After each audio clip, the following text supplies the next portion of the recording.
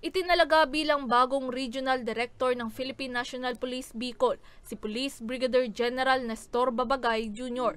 Kaninang umaga, July 16, nang pormal nang ipinakilala ang bagong direktor sa ginanap na turnover of office ceremony sa Camp General Simeon Olas sa Legazpi City. Pinalitan ni Police Brigadier General Babagay si Police Brigadier General Andre Dizon na siya namang magiging acting director ng Philippine National Police Academy.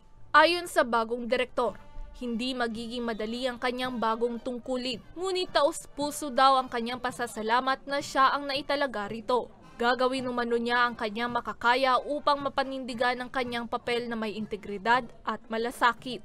Accepting this challenge is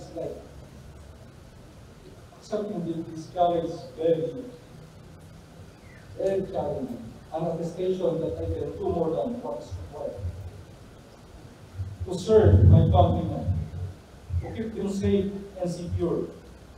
With this responsibility vested upon me, I am pledging to uphold my position with integrity and compassionate service to the public.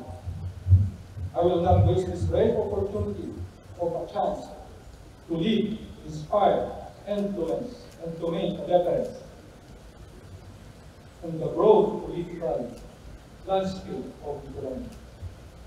Tubong Iriga City si Police Brigadier General Babagay at dating direktor ng Police Security and Protection Group.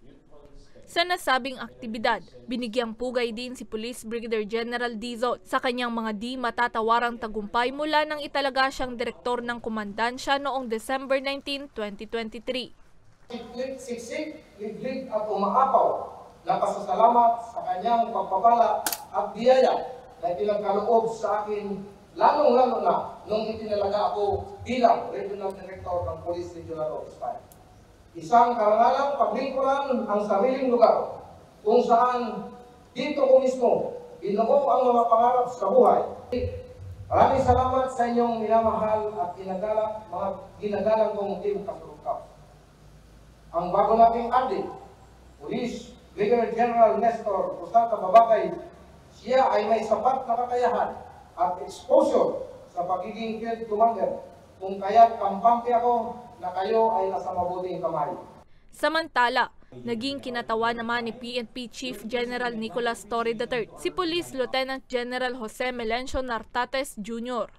We are likewise pleased to welcome Police Brigadier General Nestor C. Babagay Jr., a seasoned and dependable officer who brings with him a wealth of operational and administrative experience. And I'm confident that under your command, PRO 5 will continue to uphold its commitment to the highest standards of law enforcement, community engagement, and service excellence. Kasama rin sa mga dumalo ang iba't ibang kawani ng gobyerno at si Ako Bicol Party List Congressman Attorney Alfredo Garbin Jr. Para sa mga balitang Tatak Bicol, May Insinares. Ladies and gentlemen, please rise for